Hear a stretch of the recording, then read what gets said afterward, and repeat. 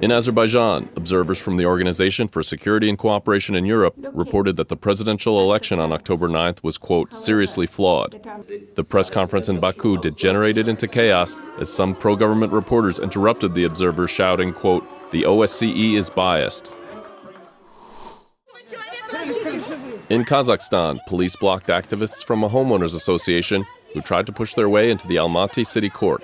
The activists, who have staged a series of protests against excessive mortgage rates, were trying to show support for one member's lawsuit challenging the foreclosure on his home.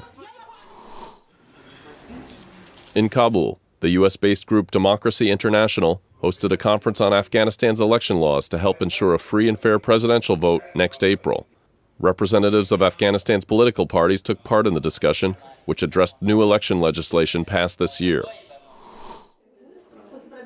In Belarus, activists and relatives of prisoners gathered to call for an end to executions on the UN-designated World Day Against the Death Penalty. Activists said they had filed an appeal at the UN on behalf of one death row prisoner. Belarus is the only European country where the death penalty is used.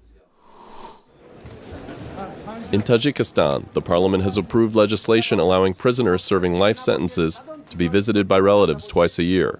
Until now, visits to prisoners serving life terms have rarely been permitted. In Georgia, more than 8,000 people have signed an ongoing petition calling for a boycott of the upcoming Winter Olympics in Sochi, Russia, over what they say is Russian encroachment on Georgian territory. The petition was organized by two Tbilisi-based human rights groups, Transparency International Georgia and the International Society for Fair Elections and Democracy.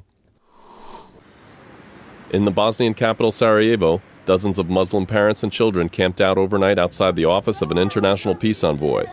The protesters are demanding the introduction of Bosnian-oriented classes, including Bosnian history and language, in schools in the country's Serb-majority region, Republika Srpska. In Turkmenistan, business owners in the city of Turkmenabad are working to refurbish their shops to meet new fire safety regulations ordered by the president. The new codes came into effect after several fires destroyed bazaars around the country this summer.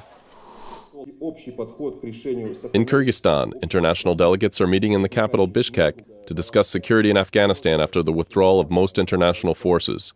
The conference is addressing potential threats to Afghanistan's Central Asian neighbors and the future role of the U.S. Transit Center in Manas, Kyrgyzstan.